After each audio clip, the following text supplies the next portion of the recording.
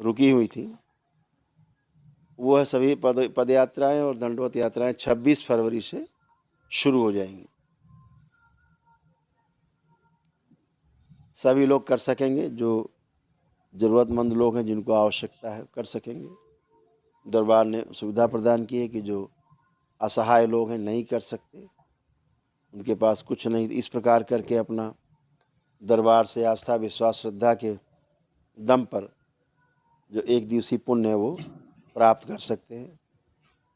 लेकिन इसमें केवल 3 लोग ही रख पाएंगे। जो पद यात्रा या दंडवत यात्रा से एक दिवसीय पुण्य मिलेगा वो उसमें सिर्फ आप 3 लोग ही रह पाएंगे, क्योंकि ऊर्जा 3 लोगों के लिए रहती है, असाध्य लोगों के लिए होती है, तो 3 लोग ही रख सकते हैं। 3 लोगों के लिए जो महावन होता है उनमें भी 3 लोगों को ही मिलता है पुण्य।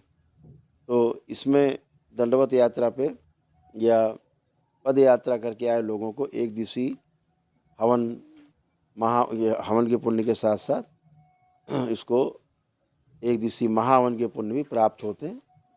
तो इसलिए सभी लोग 3 लोग ही रख पाएंगे। पहली बात, ज़्यादा रखते हैं, कोई दीक्षा नहीं लेता, कोई संकल्प नहीं लेता, तो फिर समस्या होती है, लोगों के रोग कष्ट आप में खींचते हैं जो दीक्षा ले चुके होते हैं।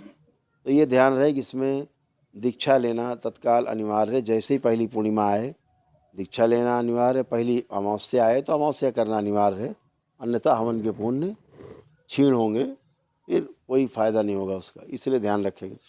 बाकी जो वनडे करके जो दरबार में आते हैं, वनडे करते हैं, जैसे आप लोग बैठे हैं दरबार में, आपने वनडे किया है, आप दरबार में धन खर्च करके ब्राह्मण देवता आपको वनडे कराते हैं। उसके बाद जो भी संकल्प प्रार्थना या आगे की प्रक्रिया है जैसे करते हैं, वो सारी प्रक्रिया अवश्य करनी है। जैसे रुद्राभिषेक है, महामृत्युंजय का हवन है, घर में एक सिद्ध हवन करना, वो सारा जैसे वनडे के लोग करते हैं वो ऐसे ही पुण्य प्राप्त होने के पश्चात आपको करना है।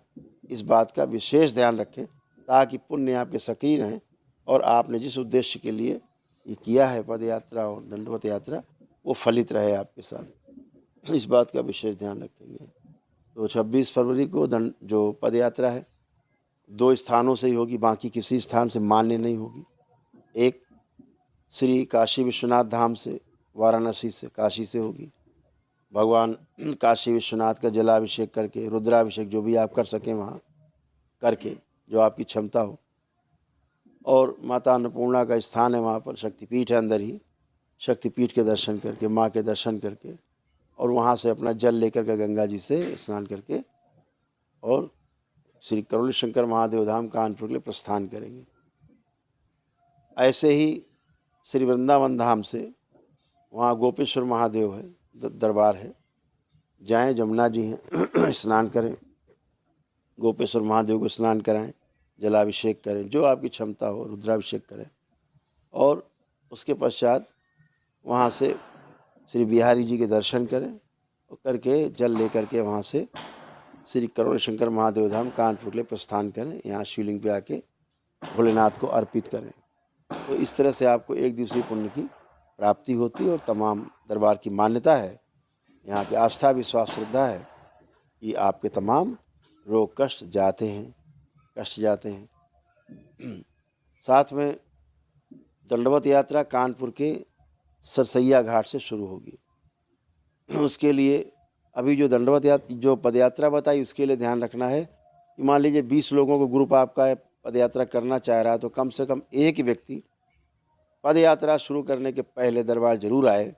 दरबार आकर के यहाँ से झंडे हैं, बैनर है, जो भी यहाँ सामग्री है वो यहाँ से अवश्य ले और अर्जी बंधन करें यहाँ पर।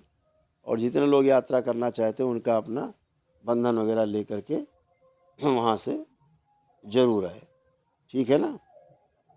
तो इस बात का विशेष ध्यान रखना है कि यहाँ पर अर्जी बंधन करके तभी पद यात्रा शुरू करें।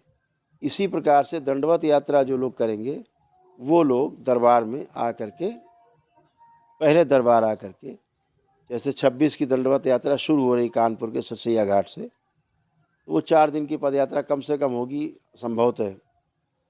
तो दरबार ने जगह जगह व्यवस्था कर रखी है रुकने की और भोजन की, रास्ते में सभी प्रकार के कार्यक्रम, चिकित्सा की, रास्ते में एम्बुलेंस की, सब व्यवस्था दरबार करके रखी है।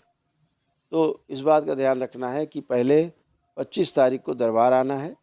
दरबार में यहाँ हाजिरी लगानी, अपना अर्जी बंधन करना है सब लोग, और उसके पश्चात यहाँ से पद यात्रा करते हुए 25 तारीख को अपना श्री सरसैया घाट पहुँचे। कानपुर कचहरी के बगल में है, जेल के बगल में, बड़े चौराहे के पास सबसे प्राचीन घाट है वहाँ का सरसैया घाट। वहाँ पर भी अपना रुकना बैठने की व्यवस्था रहेगी। वहाँ रुक करके और अगले दिन वहाँ से दंडवत यात्रा प्रारंभ करेंगे। इस बात को विशेष ध्यान है। यहाँ से 25 को पद यात्रा शुरू करेंगे, जो यहाँ से शुरू होगी 11 बजे से 12 बजे के बीच में शुरू हो जाएगी सरसैया घाट के लिए, ताकि वहाँ समय से आप पहुँच सकें, और अगले दिन वहाँ से दंडवत यात्रा आप करते हुए दरबार वापस पहुँचेंगे। 4 दिन की यात्रा होती है। तो ये आपको सूचना देनी थी, इसको अपने हिसाब से आप अपनी सुविधा अनुसार करेंगे। दूसरा एक सूचना दी गई थी कि